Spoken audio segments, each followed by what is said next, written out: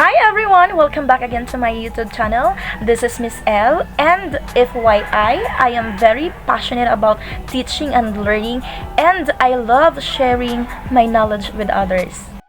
And I'm also a big believer in interactivity, so I'll be encouraging you to leave comments and ask questions. I want this channel to be a place where we can all learn from each other. So whether you're a student, a teacher, or just someone who's curious about the world, I hope you'll subscribe to my channel and join me in this educational journey. And for today's lesson objective, I'll be giving you one example of a non-routinary problem. Are you all ready? Are you all excited? What? Yes! So, let's take a look at this problem. You are playing a game of Minesweeper. The board is 10 by 10 and there are 10 mines hidden on the board. You start the game with 10 flags. How can you use your flags to maximize your chances of winning the game? Take note the word there, maximize. So, let us look at the possible solution. What are we going to do? Okay, first, start by identifying the safe squares. These are the squares that cannot contain a mine. You can do this by looking for squares that are surrounded by only safe squares. Next, flag any squares that you are sure contain mines. This will help you to avoid accidentally clicking on a mine and losing the game.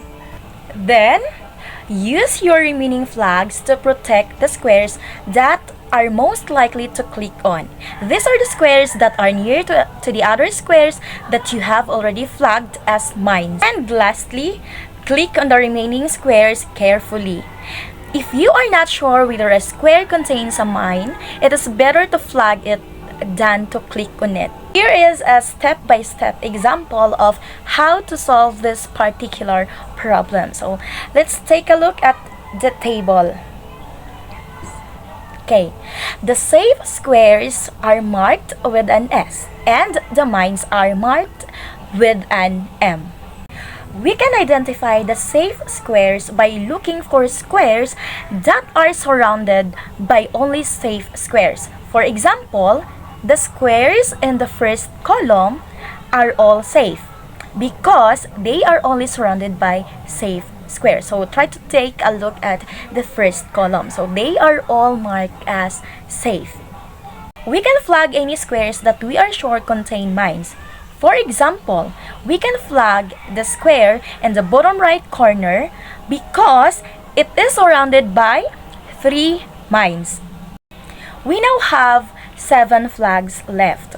We can use these flags to protect the squares that we are most likely to click on.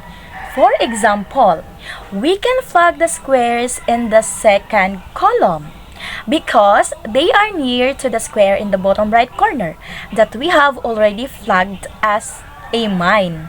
Alright, we can now click on the remaining squares carefully. If we are not sure whether a square contains a mine, it is better to flag it than to click on it. Now, by simply following these steps, we can maximize our chances of winning the game of Minesweeper. Take note that this is just one possible solution to this problem. Alright? And that's it for today's video. Thanks for watching. I hope you found this video helpful. If you did, please give it a like and subscribe to my YouTube channel for more educational content. Bye everyone!